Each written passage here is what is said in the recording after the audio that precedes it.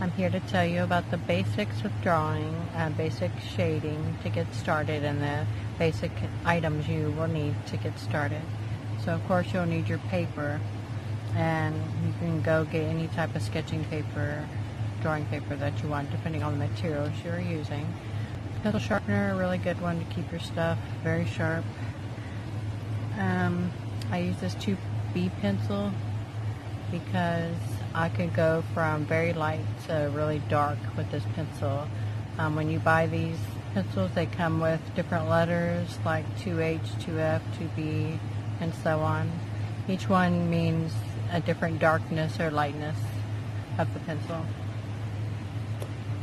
And these come in handy for blending when you do portraits and drawing stuff, and I use a Q-tip also. It comes in handy for helping with blending. And then this is very important, this eraser here. Get one that you could stretch and mold into whatever size you need.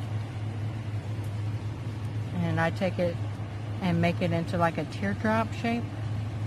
So I can get a really fine point on the end. So if I want to go and dot out certain details on a portrait, I can do so with the very fine point that I make. So you don't have to erase a whole bunch when you just need a dot or, whatever you're doing. Okay, this to make perfect circles. If you can't do circles freehand, I do both. I use this and I do freehand. And this is just basically something to help you. It's like sandpaper. Well, it is sandpaper. Just help get a fine point on your pencil if you need it, but I like to use a pencil sharpener. And then you could go to Hobby Lobby or any art place, Michael's, and get these. This is what I use.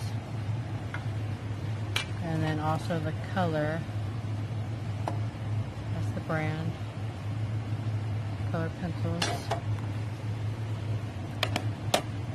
And then I will show you how to draw a basic circle with shading.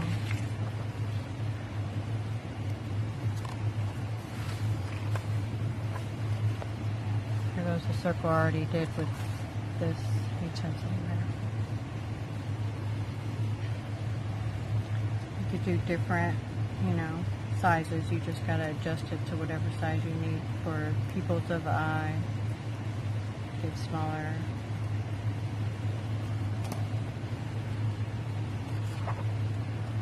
So a lot of people wonder how to make this like a 3D ball. So what you want to do is start with basic shading, and you don't want to put too much pressure, and you want to build layers to get to the darkest point you need. You don't want to jump into it. I'm going to show you how not to do it. Okay, when you're shading, you don't want to just go like this. That's not what you want. So you want to build layers, and you're just going to gradually shade like this back and forth. And to get darker, if you need darker area in that section, you just keep shading, build layer after layer until you get the desired look that you need. And don't put a lot of pressure. You just want to go back and forth, back and forth, back and forth. That's it. You don't want to make any indentions in your paper, because when your drawing is finished, that pencil's going to look weird over that indention. It's going to make like a crater in your paper. See how it's gradually getting darker and darker? I'm just keep building the layers on top.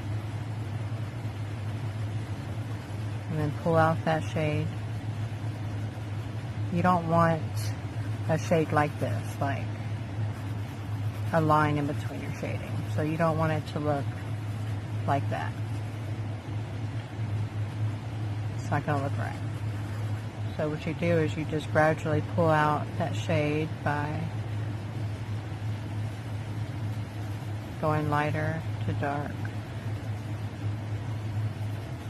You don't want it very noticeable of the transition into the shading. Blend it.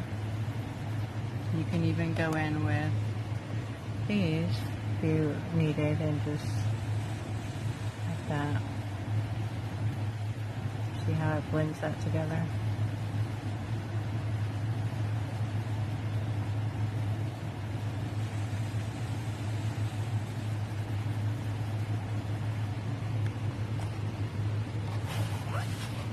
So what you're going to do on the ball